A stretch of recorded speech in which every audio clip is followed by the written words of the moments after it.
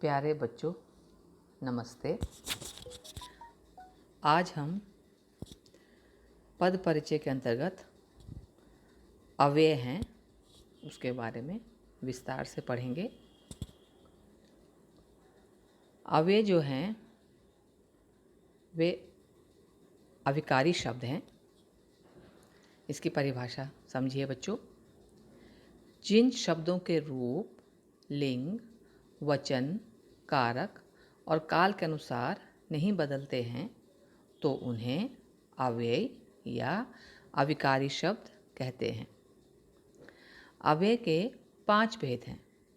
पहला क्रिया विशेषण, दूसरा समुच्चय बोधक अव्यय, तीसरा संबंध बोधक अव्यय, चौथा विस्मयादि बोधक अव्यय, पांचवा निपात।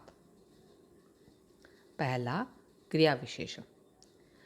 क्रिया की विशेषता प्रकट करने वाले शब्दों को क्रिया विशेषण कहते हैं।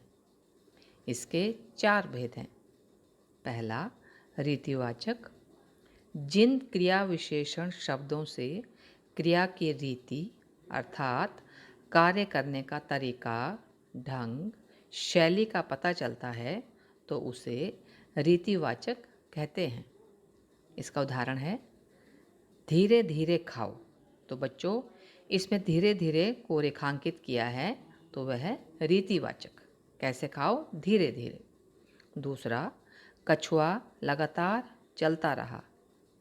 इसमें लगातार जो है क्रिया विशेषण है और कौन सा? रीतिवाचक।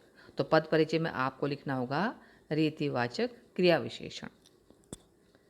दूसरा है भेद कालवाचक, जिसमें आपको समय की सूचना मिले। जिन क्रिया विशेषण शब्दों से क्रिया के काल अर्थात समय का पता चलता है तो उसे कालवाचक क्रिया विशेषण कहते हैं। उदाहरण, मैं आज विद्यालय जाऊंगा। तो इसमें आज को रेखांकित किया है तो बच्चों ये क्या है? काल। दूसरा नौकर कल नहीं आएगा। इसमें कल को रेखांकित किया है, मतलब कब नहीं आएगा? कल। तो इसमें समय की सूचना मिल रही है तो कल क्या है? कालवाचक क्रिया विशेषण।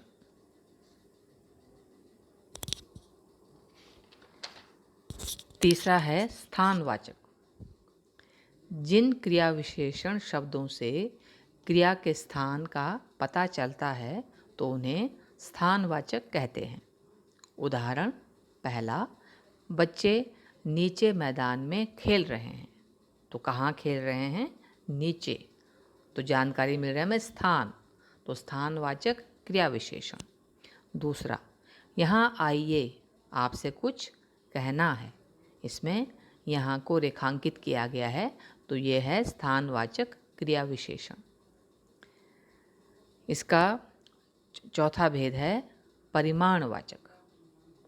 जिन क्रिया विशेषण शब्दों से क्रिया के परिमाण अर्थात मात्रा, नापतोल आदि का पता चलता है तो उन्हें परिमाणवाचक क्रिया विशेषण कहते हैं। उदाहरण, पहला काम पूरा करके थोड़ा आराम कर लेना। तो इसमें थोड़ा को रेखांकित किया है बच्चों, तो यह है परिमाण। दूसरा, कपिल के शो में लोग खूब हंसे। कितना हंसे? खूब। तो खूब को रेखांकित किया है, यह है परिमाणवाचक क्रिया विशेषण। यह हो गया हमारा पहला भेद क्रिया विशेषण, उसके 4 भेद।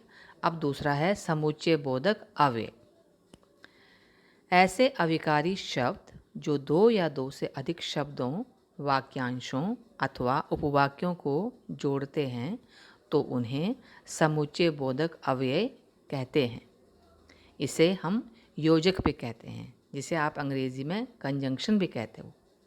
इसके 2 भेद होते हैं। पहला समानाधिकरण समुच्चय बोधक। जो समुच्चय बोधक स्वतंत्र शब्दों, वाक्यांशों या वाक्यों को एक दूसरे से जोड़ते हैं तो उन्हें समानाधिकरण कहते हैं। जिसके माध्यम से बच्चों आपके संयुक्त वाक्य जुड़ते हैं। आपको मैंने पहले भी समझाया था रचना के आधार पर वाक्य भेद में, जिसके माध्यम से दो वाक्य जुड़ते हैं जो स्वतंत्र है संयुक्त वाक्य, तो वो किससे जुड़ते हैं? समानाधिकरण से। पहला, मैंने उसे बहुत समझाया परंतु वह ना माना, तो परंतु इसमें रेखांकित है, तो ये क्या है? समानाधिकरण समुच्चय बोधक अव्यय। दूसरा, हम कल दिल्ली जाएंगे और कुतुब मीनार देखेंगे, तो हम कल दिल्ली जाएंगे ये एक वाक्य हो गया, इसको और के माध्यम से जोड़ा जा रहा है दूसरे वाक्य के साथ, तो ये क्या हो गया? और समानाधिकरण समुच्चय बोधक अव्यय। इसका दूसरा भेद है व्यधिकरण समुच्चय बोधक अव्यय, जिसके माध्यम से बच्चों मिश्र वाक्य जुड़ते हैं, जिसमें एक होता है मुख्य वाक्य, एक होता है आश्रित। जो समुच्चय बोधक एक या अधिक आश्रित उपवाक्यों को प्रधान उपवाक्य से जोड़ें तो उन्हें व्यधिकरण समुच्चय बोधक अव्यय कहते हैं। उदाहरण पहला, सभी जानते हैं कि पृथ्वी गोल है, तो इसमें कि को रेखांकित किया है, तो क्या है? व्यधिकरण समुच्चय बोधक अव्यय। दूसरा है, मन लगाकर पढ़ो ताकि परीक्षा में उत्तीर्ण हो सको, इसमें ताकि को रेखांकित किया है, वह है व्यधिकरण।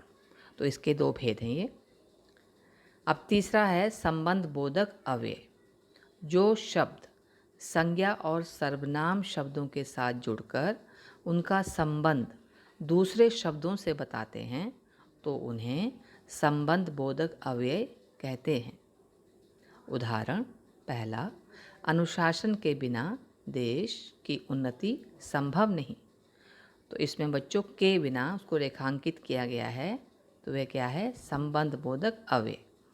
दूसरा, घर जाने से पहले मुझसे मिलकर जाना, इसमें से पहले को रेखांकित किया है, वो क्या है? संबंध बोधक अव्यय।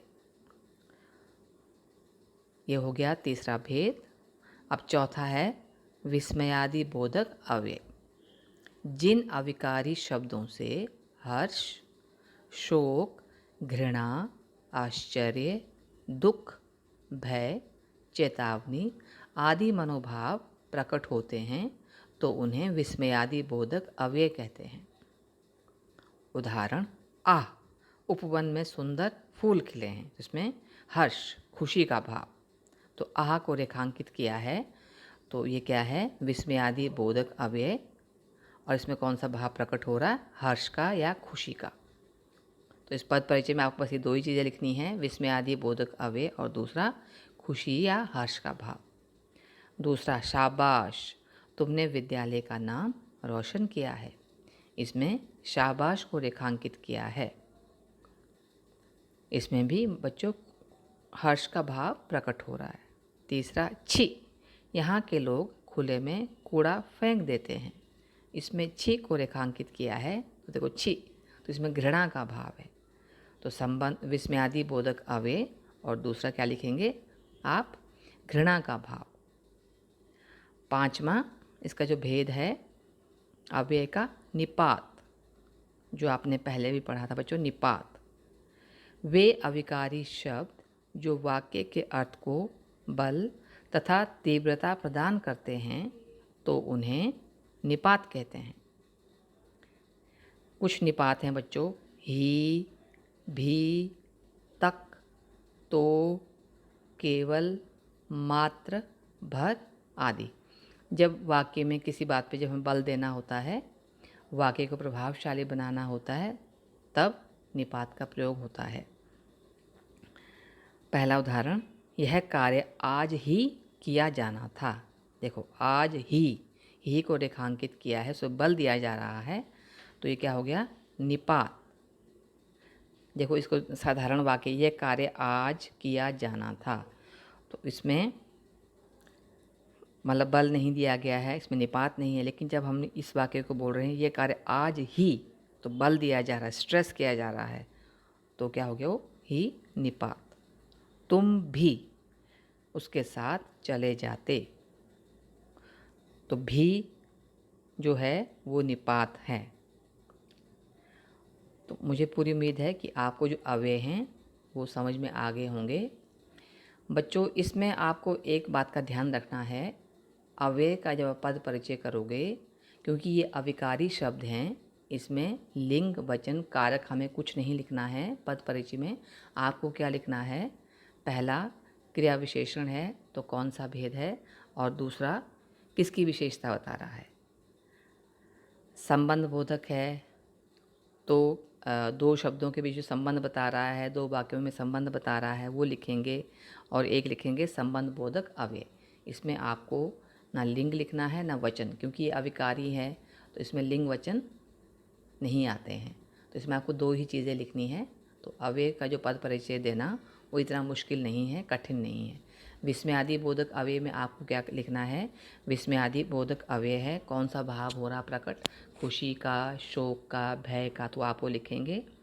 और ऐसे ही समुच्चय बोधक अव्यय, समुच्चय बोधक अव्यय में आपको लगता है कि इससे संयुक्त वाक्य जुड़ रहे हैं, जो रेखांकित है वो संयुक्त वाक्य का उदाहरण है, तो आप लिख सकते हैं समानाधिकरण समुच्चय बोधक अव्यय, तो दो वाक्यांशों को जोड़ने का कार्य। अगर आपको लगता है कि ये मिश्र वाक्य जुड़ रहा है उस योजक के माध्यम से जिसका आपको पद परिचय देना है, तो आप लिख सकते हो बच्चों व्यधिकरण समुच्चय बोधक अव्यय। और दूसरा लिखेंगे कि दो वाक्यों को, दो वाक्यांशों को ये जोड़ने का कार्य कर रहा है। तो बच्चों, आज हमारा पद परिचय का जो विषय है वो समाप्त हुआ है।